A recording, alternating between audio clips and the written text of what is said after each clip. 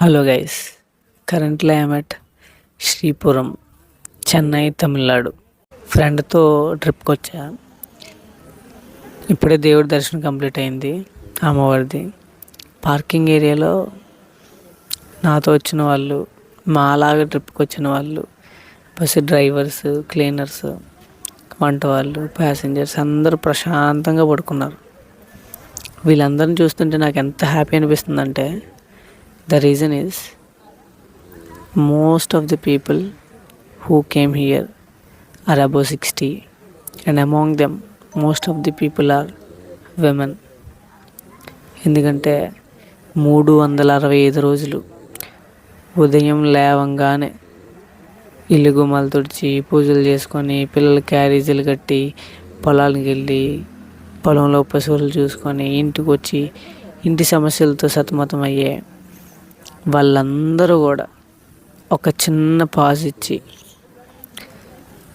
సంవత్సరం అంతా రూపాయి కూడబెట్టుకున్న డబ్బులతో ఇలాంటి ఒక ట్రిప్కి వచ్చి ఎంత ప్రశాంతంగా దేవుడి దర్శనం చేసుకుని పడుకున్నారు చూడండి. వీళ్ళందరూ ప్రజెంట్ మైండ్లో రన్ అయ్యే ఏకైక ఎమోషన్, పిల్లలు పడుకున్నారా, తిన్నారా, జాబులు వచ్చాయా, ఏం కాదు, అమ్మయ్య దేవుడి దర్శనం అయింది, ఒక గంట అలా ప్రశాంతంగా పడుకుంటే చాలు అనేదే వీళ్ళందరిలో రన్ అయ్యే ఎమోషన్. ఏసీలు వేసినా సరే ఇంత హ్యాపీగా పడుకుంటలేదో నాకు తెలియదు. సరిగ్గా దుప్పట్లు లేవు, కిందన పరుచుకోవడానికి చేపలు లేవు, ఫ్యాన్లు లేవు, ఈవెందో చాలా ప్రశాంతంగా పడుకున్నారు. వీళ్ళందరూ అదృష్టవంతులు. వీళ్ళలో ఎంతోమంది రాకుండా ఇంటి దగ్గర ఉండిపోయారు. Guys, let us push our parents and grandparents to have at least a single trip in a year to the temples.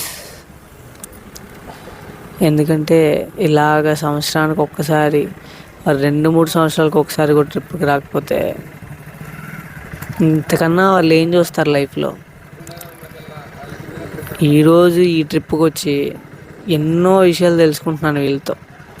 చాలామంది అబోవ్ 60 years అంటే విమెన్ అందులోని ఎన్ని స్ట్రగుల్స్ ఫేస్ చేసి ఉంటారు.